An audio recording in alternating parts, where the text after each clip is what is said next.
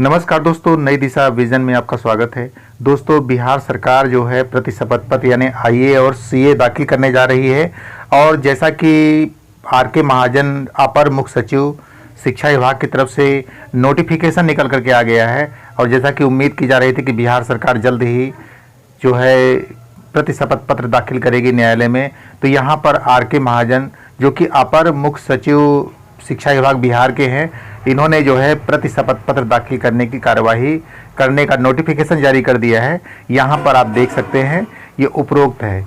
यहाँ पर ये बताया जा रहा है कि आर के महाजन के द्वारा कि जो विद्वान महाधिवक्ता हैं उनको सूचित किया गया है यहाँ पर। और यहाँ पर पटना उच्च न्यायालय के द्वारा जो है बताया गया है, इसका विषय है CWJC नंबर 6767/2020, यानी ये जो केस था दिसंबर सीटेट वालों की तरफ से था, जिसमें कि नीरज कुमार एवं अन्य बनाम राज्य सरकार एवं अन्य, तथा दूसरा केस था CWJC 6670/2020 जो कि हरिराम कुमार अन्य बनाम सरकार की तरफ से था, जो कि माननीय उच्च न्यायालय पटना में दायर किया गया था। तो यहाँ पर इसके समक्ष में राज्य सरकार अपना पक्ष रख रही है। यहाँ पर आगे लिखा हुआ है, महाशय उपर्युक्त विषयक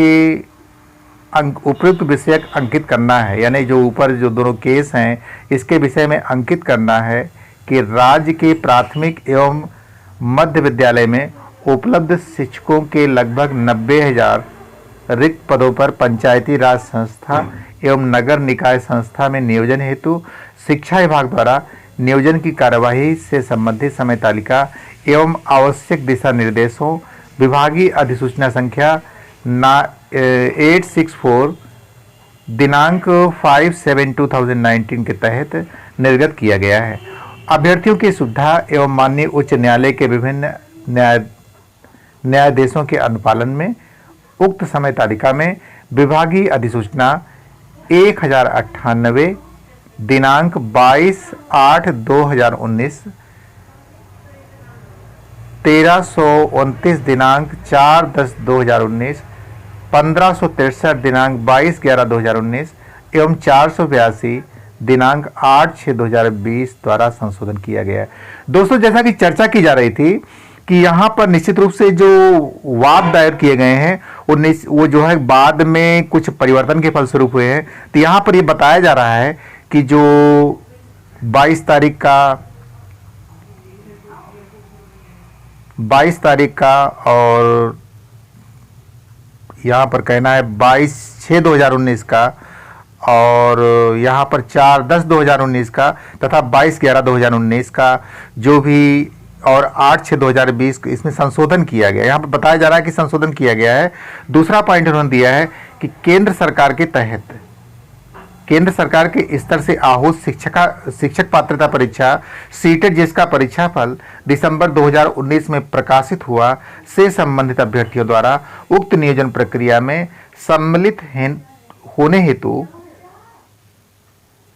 यहाँ पर लिखा हुआ है उक्त नियोजन प्रक्रिया में सम्मिलित होने हेतु उक्त CWJC 6767/2020 नीरज कुमार एवं अन्य बनाम राज्य सरकार एवं अन्य दायर किया गया था। माननीय न्यायालय के द्वारा उक्त वाद में दिनांक 1/7/2020 को आदेश पारित करते हुए यह निर्देश दिया गया कि विभागीय अधिसूचना संख्या 482 दिनांक 8/6/2020 के तहत नियोजन की कार्यवाही को जारी रखा जा सकता है, परंतु नियुक्ति पत्र निर्गत नहीं किए जा सकते हैं।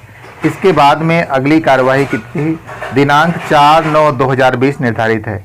विभागीय आदेश ज्ञापांक 1677 दिनांक 17/12/2019 के तहत यह निर्देश निर्गत किया गया है कि प्राथमिक शिक्षक नियोजन में सर्वप्रथम 2 वर्षीय उत्तीर्ण अभ्यर्थियों का नियोजन किया जाए तथा DLED उत्तीर्ण अभ्यर्थियों के उपलब्ध नहीं होने की स्थिति में ही शिक्षा स्नातक योग्यता प्राप्त अभ्यर्थियों का नियोजन किया जाए।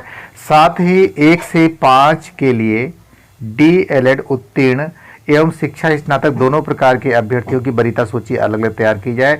उक्त आदेश से संबंधित वादीगण के द्वारा माननीय उच्च न्यायालय CWJC नंबर 6670/2020 हरिराम कुमार एवं अन्य बनाम राज्य सरकार द्वारा दायर किया गया। यहाँ पर दोनों दायर मुकदमों के बारे में बताया गया, जो विभागीय ज्ञापनांक था इसके बारे में पूरी बात बताई गई।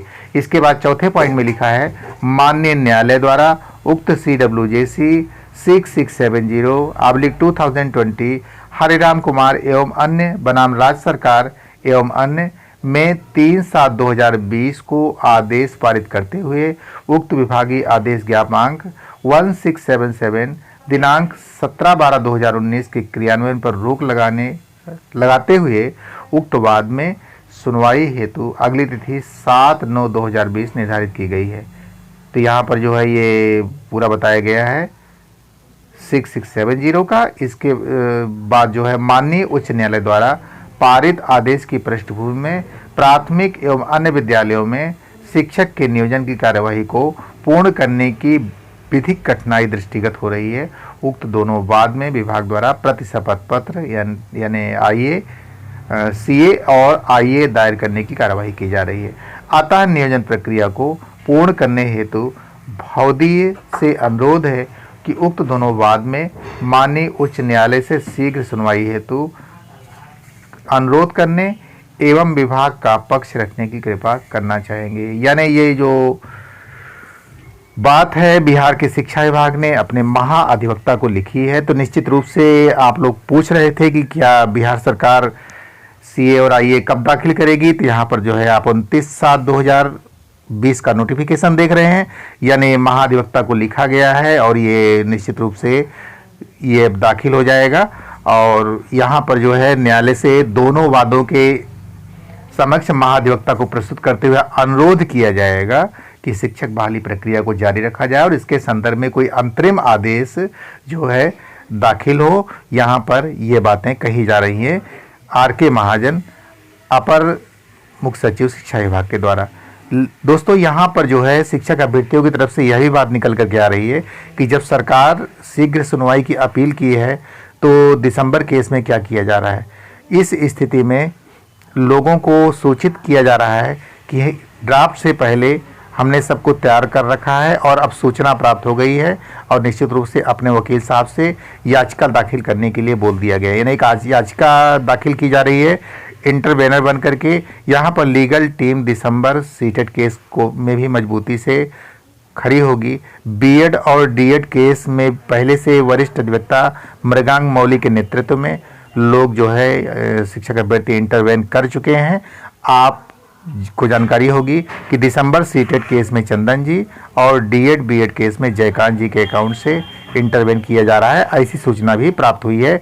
यानी शिक्षक बहाली जो है खुलवाने के लिए सभी शिक्षक अभ्यर्थी अपनी ओर से परेशान हैं। यहाँ पर यह बात भी समझ में आ रही है कि जो दिसंबर सीटेट अभ्यर्थी हैं उनकी तरफ से भी इस बात को रखा जा रहा है कि हो ना हो कहीं ना कहीं जो है दिसंबर सीटेट वाले अभ्यर्थियों को भी लिया जा सकता है, ऐसा उनका विचार है। और इसके लिए वो सरकार पर जो है दबाव बना रहे हैं, सरकार से मांग कर रहे हैं। साथ ही उन्होंने अपना जो केस है 6670 उसको भी न्यायालय में दाखिल किया है और उनकी मांग है कि उनको शिक्षक नियोजन में सरकार शामिल करे। अब यहाँ पर ये बात समय के गर्भ में है कि वास्तव में न्यायालय का क्या निर्णय आता है और सरकार इस पर क्या निर्णय लेती है। निश्चित रूप से न्यायालय से ही सारा कार्य होने वाला है। सरकार ने अपना पक्ष जो है न्यायालय के समक्ष रखने का पूरी तरह से निर्णय ले लिया है, नोटिफिकेशन जारी हो गया है और निश्चित रूप से सरकार का पक्ष जो है दाखिल हो जाएगा। कहा यह जा रहा था कि 15 जुलाई तक दाखिल हो जाएगा, लेकिन कुछ कोरोना वायरस का इशू चला और इसके कारण जो है ये 15 तारीख से लेट हुआ और 29 तारीख को जो है महाधिवक्ता को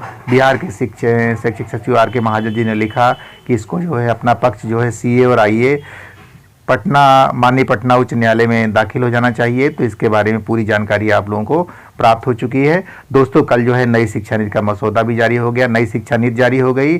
कैबिनेट की मंजूरी मिलते ही यह एक कानून के रूप में शैक्षिक प्रक्रियाओं पर लागू हो जाएगी और समस्त शैक्षिक गतिविधियां नई शिक्षा नीति की रोशनाई में होंगी।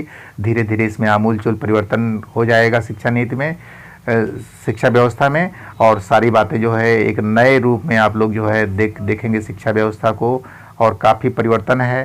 तो ऐसी स्थिति में कि जबकि शिक्षण व्यवस्था में सुधार हो सके और साथ ही शिक्षक अभ्यर्थियों के लिए भी कुछ कड़ी चुनौती का सामना करना पड़ सकता है, निश्चित रूप से इंटरव्यू वगैरह भी शामिल कर दिया गया है, तो कुछ परेशानी आगे चल कर के आएगी।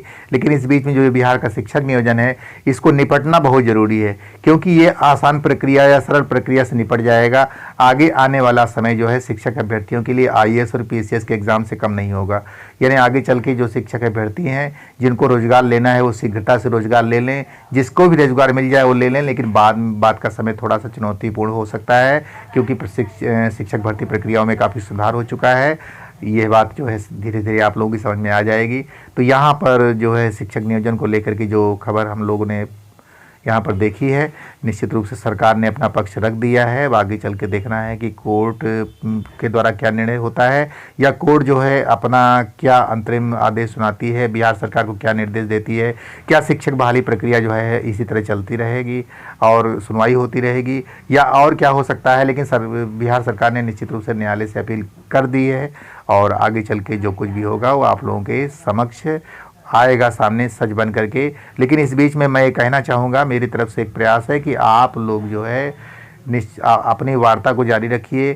सरकार और कोर्ट किसको रखती है और किसको नहीं रखती है बात अलग की है, लेकिन आप लोग एक दूसरे से वार्ता करते रहिए, क्योंकि वार्ता ना होने की स्थिति में किसी गर्ज आपकी है और ये मामला लंबा हो जाएगा तो आपको भी दिक्कतों का सामना करना पड़ेगा। शिक्षक बहाली रुकेगी तो उसमें नुकसान आपका भी होगा।